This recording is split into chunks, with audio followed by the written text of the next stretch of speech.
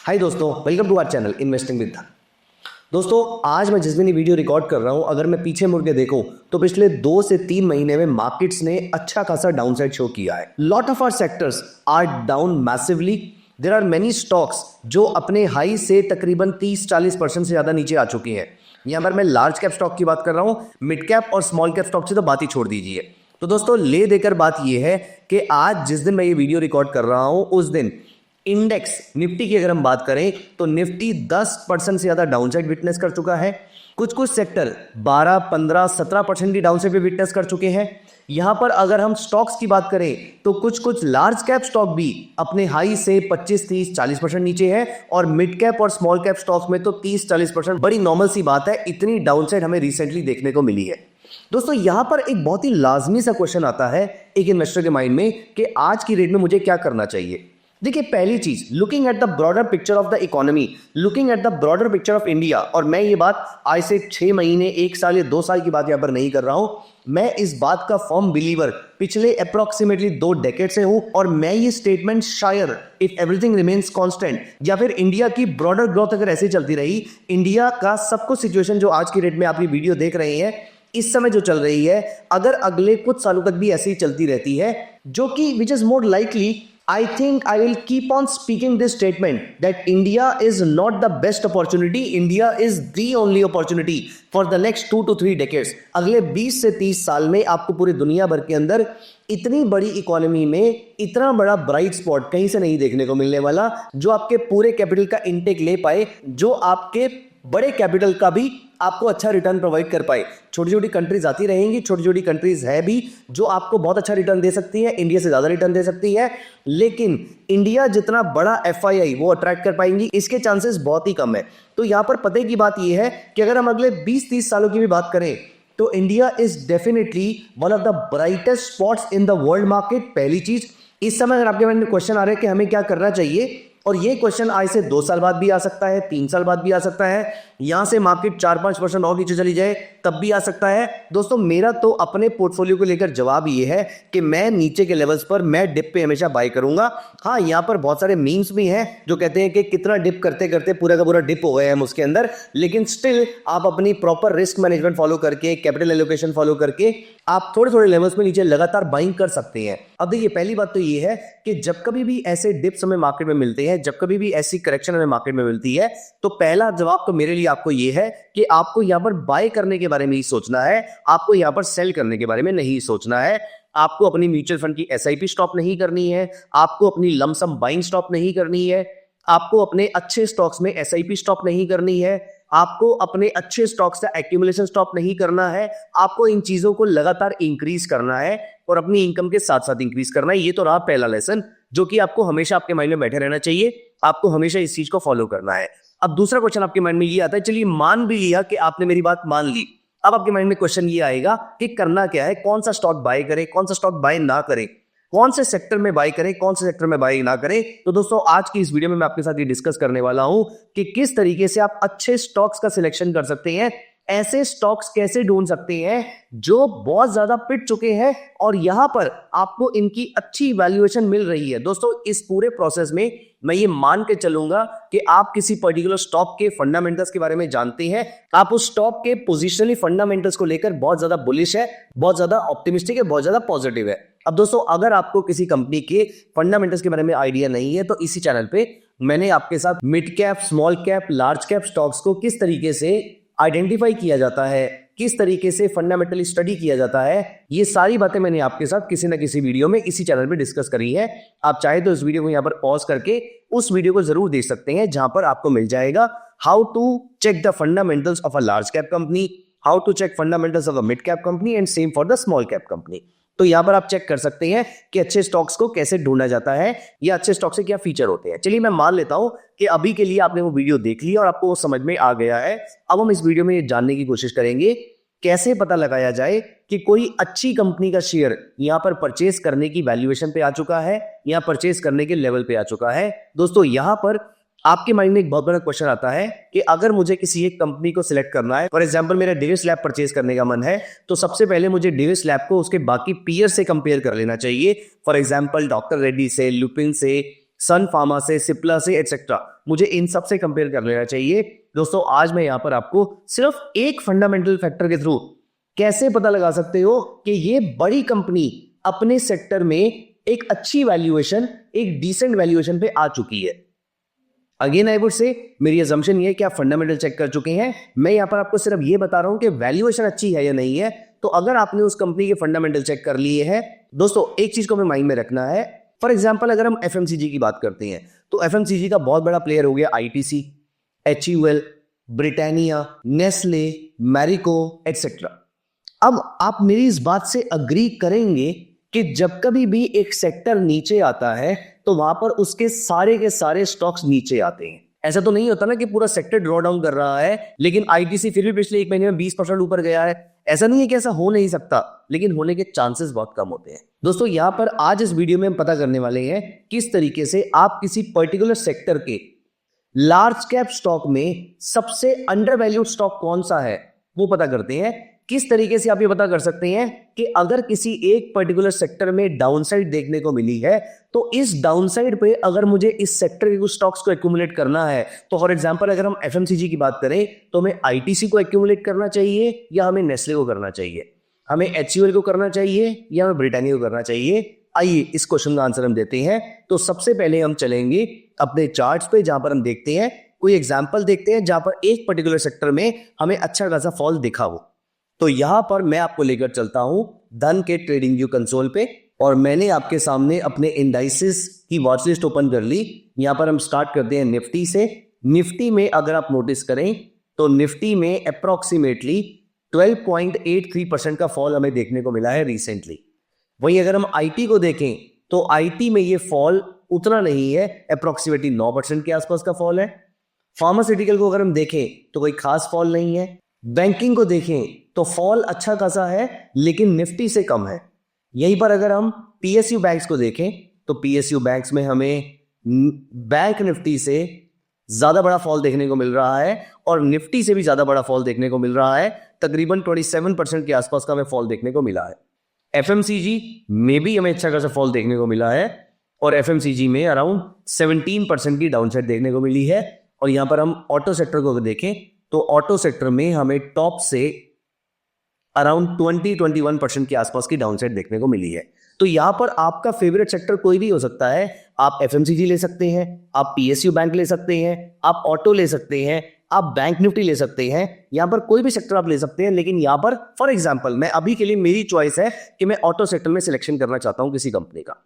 मेरी अपनी personal choice हो सकती है। रीजन बीइंग कि मैं एक एग्रेसिव इन्वेस्टर हूं, मैं कंजर्वेटिव नहीं हूं, इसलिए मैं एफएमसीजी को अवॉइड करूंगा और एग्रेसिव सेक्टर फॉर एग्जांपल मैं ऑटो सेक्टर को चूज करूंगा जो कि इकोनॉमी से पॉजिटिवली लिंक्ड होता है। They have a high beta. अब यहां पर आप नोटिस कीजिए निफ्टी ऑटो में टॉप से लेकर बॉटम तक अप्रोक्सीमेटली 20% के आसपास का फॉल देखने को मिला है। अब दोस्तों हमें यह पता करना है कि इस सेक्टर में कौन सा स्टॉक ऐसा है। देखिए अगर आप टेक्निकल्स फॉलो करते हैं तो ये पता करना कोई बहुत मुश्किल काम नहीं होगा आपके लिए, लेकिन प्रॉब्लम होती है एक फंडामेंटल एनालिस्ट के लिए स्टॉक ढूंढने के लिए। अगर आप एक फंडामेंटल एनालिस्ट है तो आप कैसे पता लगाएंगे कि कौन से स्टॉक की वैल्यूएशन ज्यादा अच्छी मिल रही है। तो यहां पर और उसके अलावा मुझे फाइनेंशियल स्टेटमेंट भी अगर नहीं देखनी है तो भी मुझे यहां पर एक अच्छा सा डेटा मिल जाता है। जैसे अब यहां पर नोटिस कीजिए निफ्टी ऑटो को देखा हमने, निफ्टी ऑटो के बड़े स्टॉक्स को देखते हैं। तो सबसे पहले तो अब मैं यहां पर चलता हूं धन के स्कैनर कंसोल पे और यहां पर मैं करता हूं क्रिएट एक स्कैनर। रादर मुझे क्रिएट करने की भी जरूरत नहीं, मुझे सिर्फ ये देखना है कि ऑटो सेक्टर के बड़े स्टॉक्स कौन से हैं। अब यहां पर देखिए मैं इंडेक्स में जाकर निफ्टी ऑटो पे क्लिक कर लेता हूं और यहां पर मेरे सामने ऑटो के सबसे बड़े स्टॉक्स यहां पर आ गए हैं। एक्साइड इंडस्ट्री है, एमआरएफ है, अपोलो टायर्स है, हीरो मोटरकॉर्प है, टीवीएस है, बजाज ऑटो है, टाटा मोटर्स है और सबसे बड़ा आपका मारुति सुजुकी और महिंद्रा महिंद्रा में यहां पर दिख रहा है।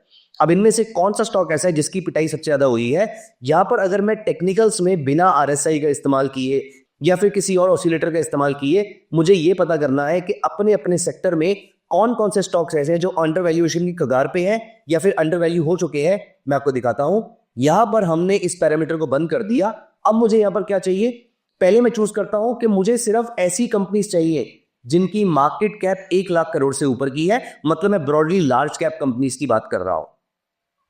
अभी आप नोटिस कीजिए नीचे 88 कंपनीज आई है और इंडिया के लार्ज कैप में 100 कंपनीज आती है, तो मतलब हमारा 1 लाख वाला पैरामीटर, 1 लाख करोड़ वाला पैरामीटर ऑलमोस्ट सही है। वहां पर 95,000 के आसपास अगर हम करेंगे तो 100 कंपनीज आ जाएगी, बट उससे में इतना फर्क नहीं पड़ता।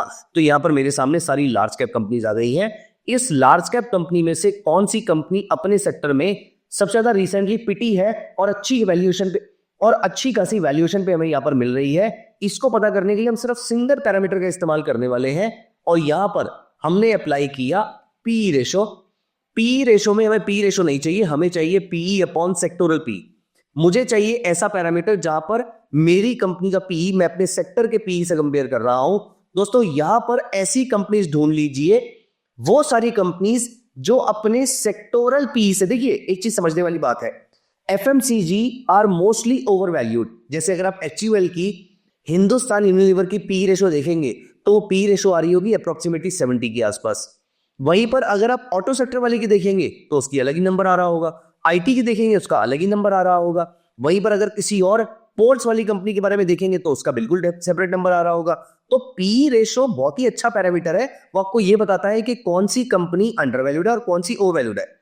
लेकिन एक सेक्टर का पी अपना भी उसका एक डोमेन होता है, अपना भी उसका एक क्राइटेरिया होता है। अब आप 20 PE of ITC can not be compared with 20 PE of Infosys for example. 20 PE of या 80 PE of Britannia can not be compared with 80 PE of TCS for example. दोस्तों हर सेक्टर की अपनी अर्निंग और अपनी प्राइस टू अर्निंग मल्टीपल होती है, इसीलिए हम इसको सेक्टर तक लिमिट रखेंगे तो आपको इसमें ज्यादा अच्छे रिजल्ट्स देखने को मिल सकते हैं। यहां पर मैं आपको कुछ एग्जांपल भी दिखाता हूं।